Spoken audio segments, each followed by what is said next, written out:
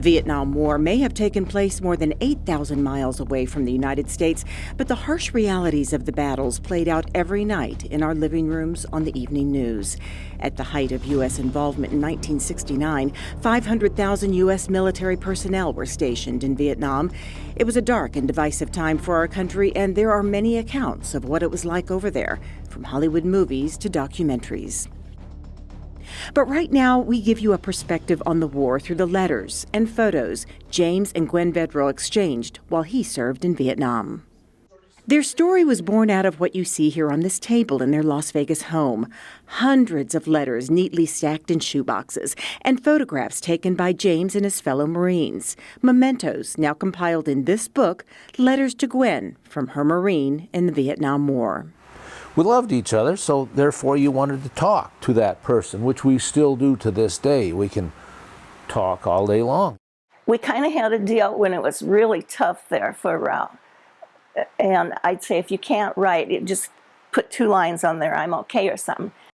The book was self-published and is not for sale. They created it to give to friends and relatives. They wanted the letters and photos, along with footnotes from the two of them, to tell their story of war, separation, and love.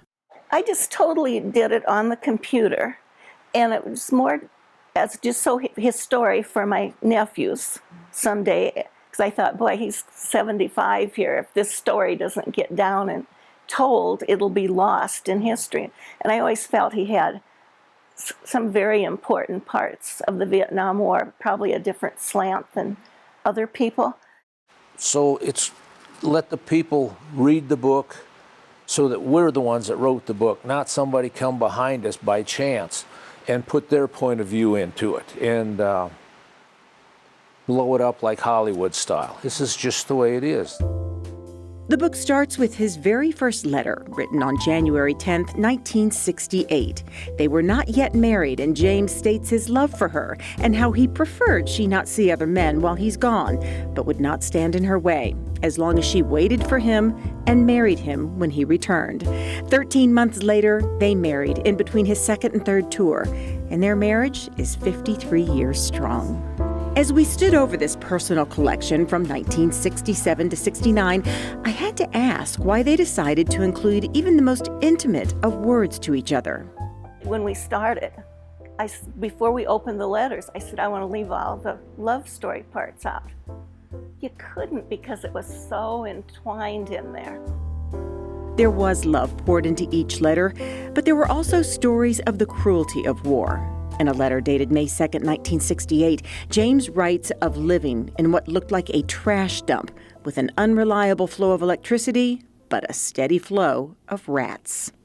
The hooches were basically a tin roof, plywood floor with screens on the side, and then you drop a piece of plastic over in the wintertime.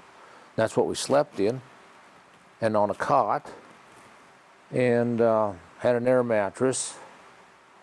And it was the bare necessities of life.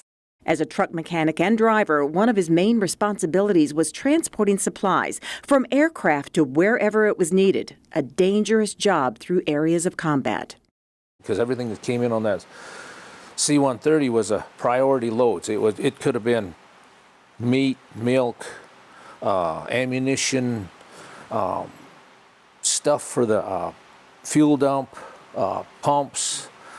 Anything of importance had to get off of that plane onto the truck and get into the base wherever it was needed that day, that minute. He also hauled and destroyed explosives damaged by heat but not yet detonated. In that same May 2nd letter, he writes that, quote, one guy dropped a rocket and it went off and killed him and wounded 4 others. Gwen was keenly aware that reopening these letters could reopen emotional wounds from the war. There were times he didn't know if he would make it back home. But they believe, in a way, the letters saved him. He would always write it in his letters, exactly on the day it happened and what happened. And I think that psychologically, that probably helped him to get it down on paper.